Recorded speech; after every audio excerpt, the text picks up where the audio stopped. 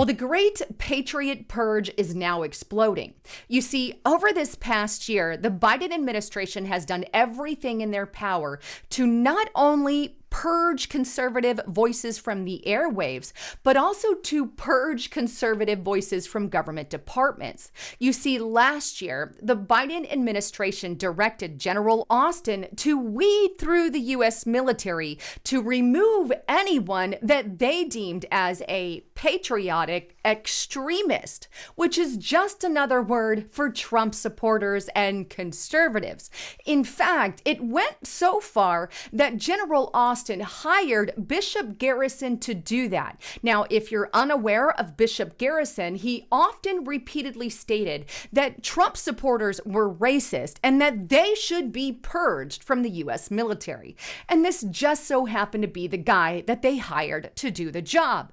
Not only that, but the Biden administration also directed and agreed with the FBI going after parents for the crime of speaking out against critical race theory and vaccine and mask mandates to their school board members. And by the way, they used terrorist tools and the Patriot Act to go after parents, just simply because these parents took a more conservative view against critical race theory and their mandates and measures. Not only that, but as you're going to see now, the Patriot Purge is continuing because now the purge is happening in our very own FBI. U.S. Senator Jim Jordan is now stating that 6 FBI whistleblowers have now come forward stating that their security clearances have been revoked or they have had some kind of punishment by the FBI simply because of the conservative views that they hold.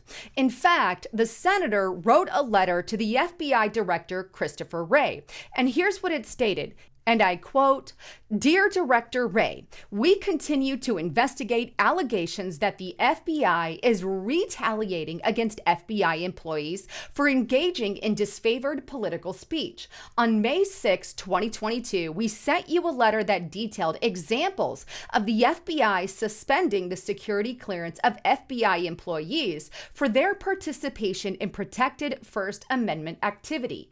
To date, you have failed to acknowledge our letter or begin to arrange for the requested briefing. Since our May 6 letter, we have received new protected whistleblower disclosures that suggest the FBI's actions are far more pervasive than previously known. Multiple whistleblowers have called it a purge of FBI employees holding conservative views." Now, the letter goes on to state a couple of examples of this happening. One of those examples states the FBI targeted blank who works in the FBI's certain department by suspending his or her security clearance and eventually indefinitely suspending them from duty and pay. They had apparently shared blank personal views that the FBI was not being entirely forthcoming about the events of January 6th. As a result, the FBI determined that he or she had espoused conspiratorial views and promoted unreliable information which indicates support for the events of January 6th. And therefore, the FBI questioned their allegiance to the United States. Now, the letter goes on to detail a few more, but I'm going to let Jim Jordan tell you those. Take a listen.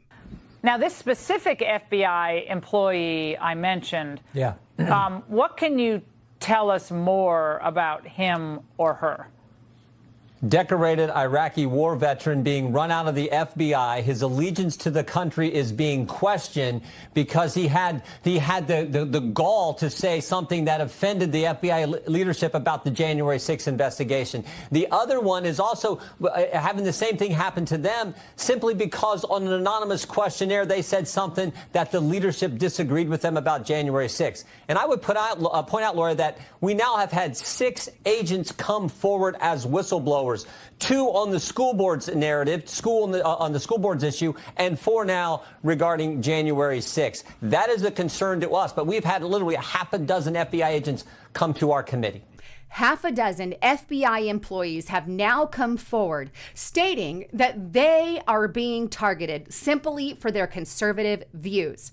Now, in that letter to Director Wray, Jim Jordan concludes with this: "We are conducting oversight to ensure the FBI is not retaliating against FBI employees for exercising their First Amendment rights and engaging in disfavored political speech. We reiterate our earlier request for your personal assurance that the FBI will cooperate fully with the Department of Justice of Inspector General's examination of these matters and for a briefing on the FBI's purge of employees holding disfavorable viewpoints.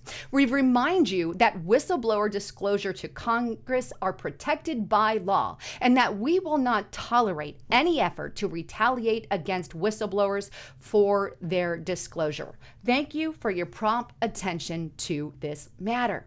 Bottom line, the FBI is refusing to cooperate with Jim Jordan's request. And the only reason that they would refuse to cooperate with something like that is because they have something to hide. In fact, I have stated for years that the FBI is a corrupt organization. And not only that, but that they are also a political organization, and furthermore, an extension of the Democratic Party. You see, the FBI has been used over the years to be the strong man for the Democrats. In fact, this was proven with Roger Stone, a dear friend of President Trump, and the way that they treated him.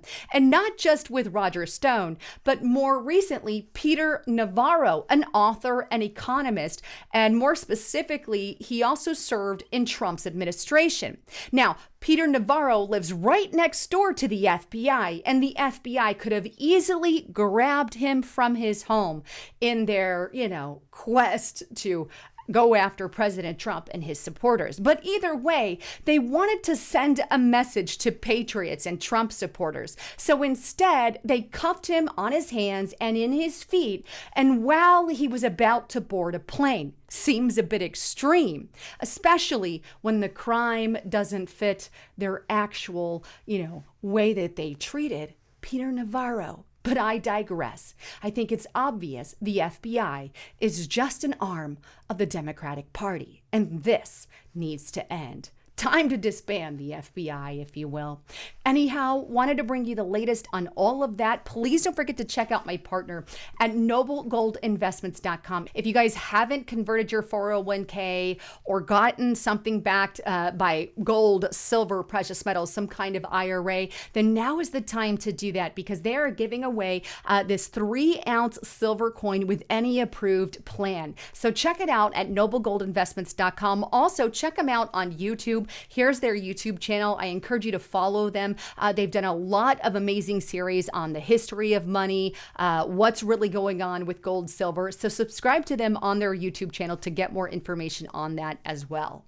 Anyhow, thanks again for tuning in. I'm Lisa Haven, signing out.